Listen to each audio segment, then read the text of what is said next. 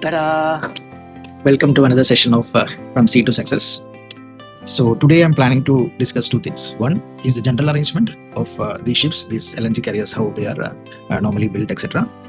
Second one is a very important document which is required as per the IGC code, which is called as the Certificate of Fitness.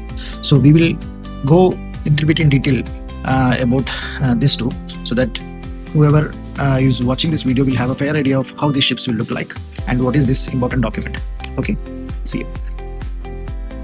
So as I told you, we will discuss two things. One is the general arrangement for these ships. Second one is the International Certificate of Fitness. Okay, let's dive deep in. General arrangement for ships. Nothing much. This is, you have a forecastle area, main deck area, trunk deck area, CMR and DMR, cargo compressor room and electric motor room. And we have a Grand Canyon. This is the engine casing and the funnel. And you have a sunken deck. This is also all the mooring arrangements, aft ETA, everything is here.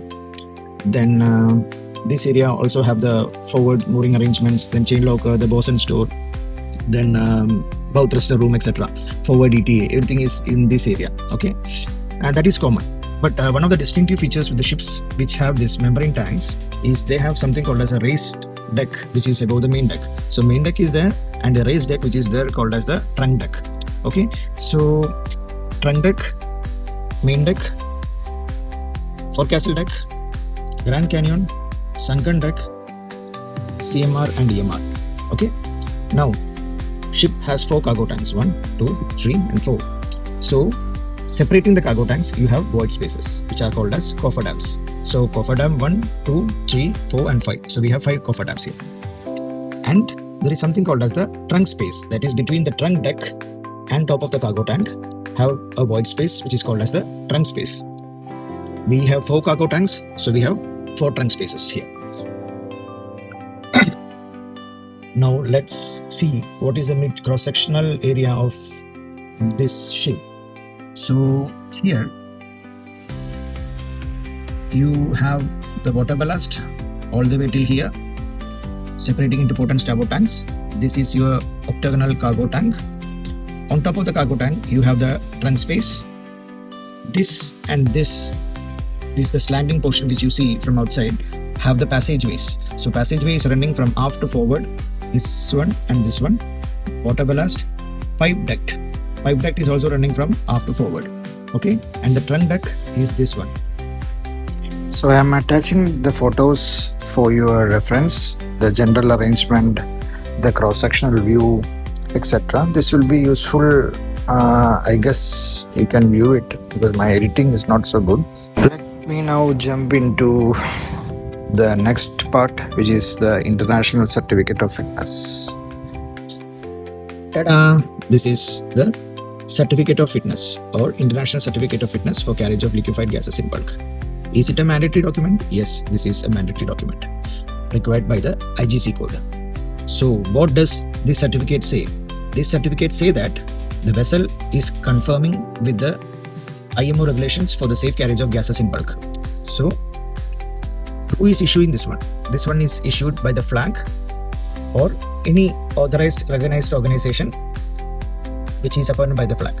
So these give certain very important details with respect to the vessel. So you have all the principal particulars, etc.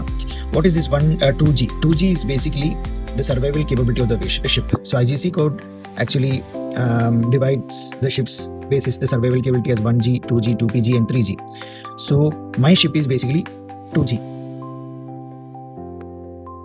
Now this section states about the design criteria for the ship. Ambient air temperature is 5 degree, water temperature is 0 degree. Then they mention you about the tanks. How many tanks are there? What kind of tanks are there? This is membrane tanks. We have 4 numbers. Invar, the material used for making the tank is Invar. That means my ship tank is NO96 number. There are 2 types here with GTT. One is NO96 and GTT Mark 3.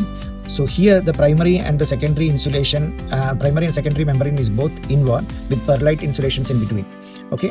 Then the maximum relief wall setting is 250 millibar or 0.25 bars. They also mention about the cargo piping. So cargo pipings are all authentic steel 316, which is basically have very high corrosion resistant properties. They are stainless steel only. So another section which is given by this certificate of fitness is where they mention the cargoes which it can carry.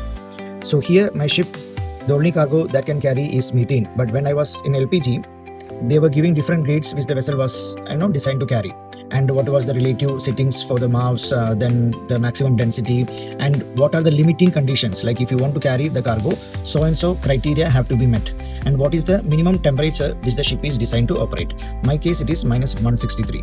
Okay, so this will be common in all the LNG tankers. Now remember what I told you regarding the limiting conditions. So here they are specifying there are 4 tanks actually, and these tanks, the minimum temperature the tanks are designed for is minus 163 degree. The maximum pressure the tanks can withstand is 250 millibar. Maximum density is 0.5.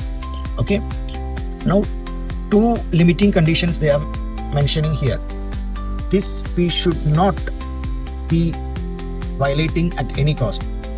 One is during the laden voyage, the level of the cargo tank should be always above 70% of the total tank height. Also, during a ballast voyage, the level of the liquid should be below 10% of the tank height. So this should not be violated at any cost, and maximum filling limit is also mentioned here to 98.5%.